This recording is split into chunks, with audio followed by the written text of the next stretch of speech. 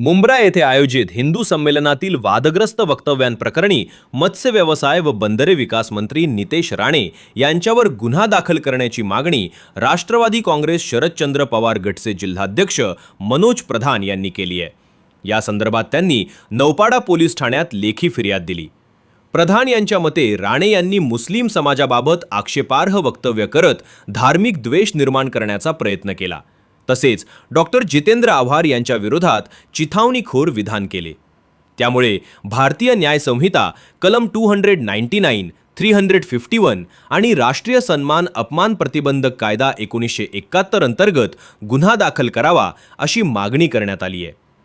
पत्रकारांशी बोलताना प्रधान म्हणाले की मुंब्रा तौसा परिसरात हिंदू मुस्लिम समाज शांततेत राहतो। अशा ठिकाणी बाहेरून येऊन तणाव निर्माण करणे धोकादायक आहे। राणे यांनी संविधानिक शपथेचा भंग केल्याचा आरोपही त्यांनी केला।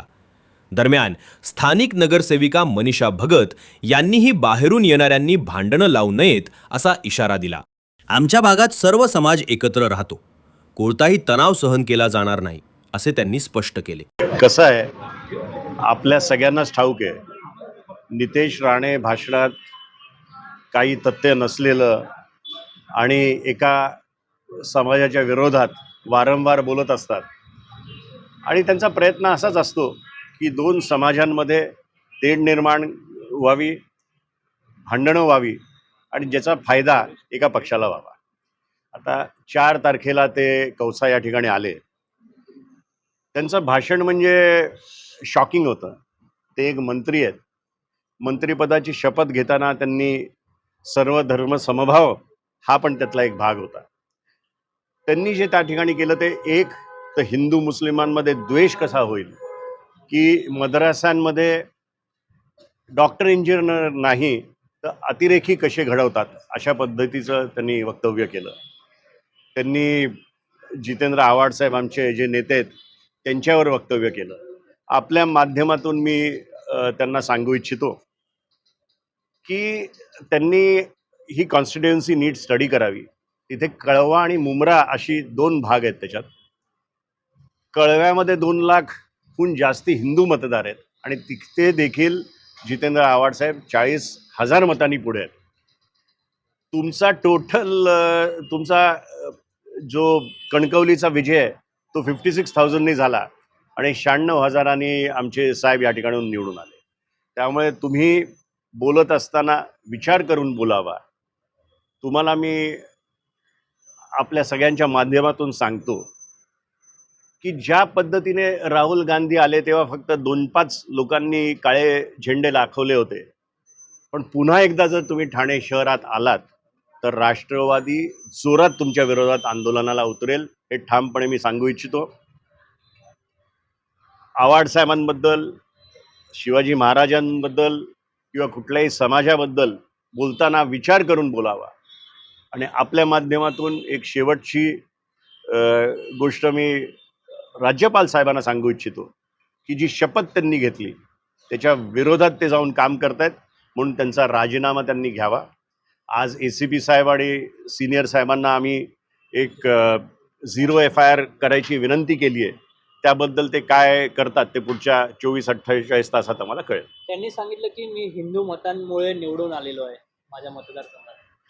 कसं आहे, त्यांनी एक गोष्ट त्यांनी समजून घेतली पाहिजे की ठीक आहे, त्यांना हिंदूंनी मतदान केलं असेल, पण जेव्हा ते मंत्रिपदाची शपथ घेतात ना तेव्हा ते हिंदूंचे मंत्री नसतात, ते सर्वसामान्य जनतेचे मंत्री असतात, ज्याच्यात हिंदू, मुस्लिम, सीख, ईसाई सर्व जातीचे लोक असतात। त्यामुळे त्यांनी अशा पद्धतीने विचार सोडून द्यावा। त्यांनी आणखीन काही वक्तव्य देखील केलं होतं ज्यावेळेस अधिवेशन सुरू त्या मंत्रिपदाचा भान ठेवतो, नाहीतर मी आव्हाडांना जे आहे ते आपलं विधानसभेच्या बाहेर पाऊल ठेवून दिलं नसतं। त्याचबरोबर आणखीन एक त्यांनी वक्तव्य त्या सभेदरम्यान केलं होतं की असे अनेक जितेंद्र आव्हाड जे सगळे नाश्त्याला खातो। कसं आहे, आम्ही सुसंस्कृत आहोत।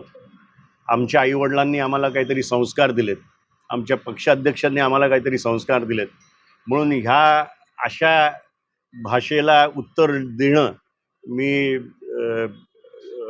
काय नीट मला काय वाटत नाही। पण मी एकच शब्दात सांगितलं, पुन्हा एकदा कळवा मुंब्र्यात येऊन दाखवा, जितेंद्र आव्हाडांची राष्ट्रवादीची काय ताकद आहे ते तुम्हाला दिसेल। सर, मुंब्राचं नाव मुंब्रा देवी करणार असं त्यांनी सांगितलं। बघा, बाहेरच्या माणसांनी येऊन काही सांगितलं तर त्याला काही महत्त्व नाही. मुंब्र्यातल्या लोकांना काय पाहिजे त्याचा विचार व्हावा, आणि मुंब्र्यातल्या लोकांनी जर ठरवलं तर आमचा काही साक्षीर नाही. आणि एक सांगायचं आहे त्यांना की मुंब्र्यातनं आमचे 10 नगरसेवक आहेत, त्यातले 5 नगरसेवक हे हिंदू आहेत.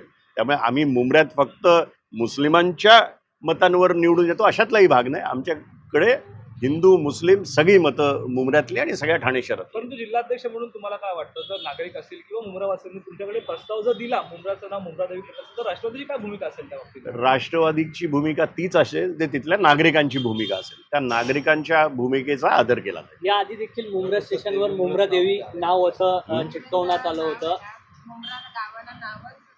यापूर्वी देखील काही नागरिकांनी जे आहे ते मुंब्रा जे स्टेशन आहे तिथे मुंब्रा देवी असं फलक जे आहे ते चिपकवलेले होते.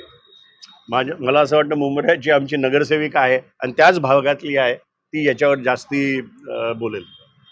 काय ना, म्हणजे आमचा आजीचा टाइम होता ना, तेव्हा असं आहे की मुंब्रा बाया म्हणून मुंब्रा देवींना बोललं जायचं. आमच्या आगरी लोकांमध्ये देवींना बाया म्हणून, आणि त्या 10 जणी बहिणी आहेत, साथी असल्या साथी असल्या बाया, मुंब्रा देवी बाया, असं मुंब्रा बाया मुंब्रा देवीच्या नावाने मुंब्रा म्हणून ते मुंब्रा हा स्टेशनला नाव त्या गावाला मुंब्रा म्हणून पडलेलं आहे. तर त्यावर ते नितेश राणे कुठून येतील, काय बोलतील, त्याच्याशी आम्हाला काही घेणं देणं नाही आहे. मुंब्रा देवी मुंब्रा असं असलं तरी आम्हाला काही फरक पडत नाही आहे. तर त्यांना का फरक पडायला हवं आहे, आणि ते कोण येऊन ठरवणार आमच्या मुंब्र्यामध्ये काय पाहिजे काय नाही पाहिजे, हिंदू काय मुस्लिम काय, ते कोण येऊन सांगणार? जेव्हा आम्ही मिळून मिसळून राहतोय, आम्हाला सगळ्यांना आम्ही आमचं जसं काय नातं भाऊबंदीचं नातं निभावतोय, तर त्याला काय फरक पडला पाहिजे इथे येऊन बोलायला? कसं आहे, गेले 30-35 वर्षात मुंब्र्यामध्ये एकही हिंदू मुस्लिमचं भांडण देखील झालेलं नाही आहे. आणि 2009 नंतर जेव्हा आव्हाडसाहेब तिकडे आमदार म्हणून आलेत त्याच्यानंतर तर काहीच नाही. मग असं असताना तुम्ही बाहेरनं यायचं आणि काहीतरी अशी आग लावायचा प्रयत्न करायचा, मला असं वाटतं कळवा मुंब्र्यातली लोकं ह्याला बळी पडणार नाहीत. तुम्हाला बोलायचंच असेल तर तुमच्या फिशरीज आणि पोर्ट डिपार्टमेंटवर बोला. तुम्हाला बोलायचंच असेल तर सिंधुदुर्गचे तुम्ही पालकमंत्री आहात त्याच्याबद्दल बोला. तिथे शून्य मार्क आहेत तुम्हाला. त्यामुळे तुम्ही त्याच्यावर जास्ती लक्ष केंद्रित करा, असं ठामपणे मी या ठिकाणी सांगतो. एवढा उशीर काय झाला विरोध करायला? शुक्रवारी सभा झाली आणि आज आपण पत्र देतो. आम्ही वाट असं बघत होतो की आमच्या नेत्यांवर सुमोटो गुन्हे घेतले जातात. मग ते शमीम खानवर असो, विरोधी पक्ष नेता शानू पठाणवर असो, म्हणजे खोटे गुन्हे घेतले जातात. आणि खऱ्या अर्थाने जे भाषण लाईव्ह प्रसारित या मुंब्रा कौसात होत होतं त्या ठिकाणी काय करतात का, हा प्रश्नचिन्ह आमच्या मनात होता. पोलिसांना पहिले संधी दिली, पण अपेक्षेप्रमाणे त्यांनी काहीही केलं नाही. म्हटल्यावर आज आम्हाला या ठिकाणी यायला. जैन मुनी छत्रपतींची तुलना ही नितेश राणे सोबत केली. हसायसारखं वाटतं की नाही, खरं सांगा. म्हणजे महाराजांची तुलना कोणाबरोबरही करणं अयोग्य आहे, आणि त्यातून नितेश राणे म्हणजे हा केविलवाणा प्रश्न आहे. म्हणजे ह्याच्याबद्दल विचारही होऊ शकत नाही. लोक हसत आहेत की त्यांची तुलना महाराजांबरोबर केली जाते.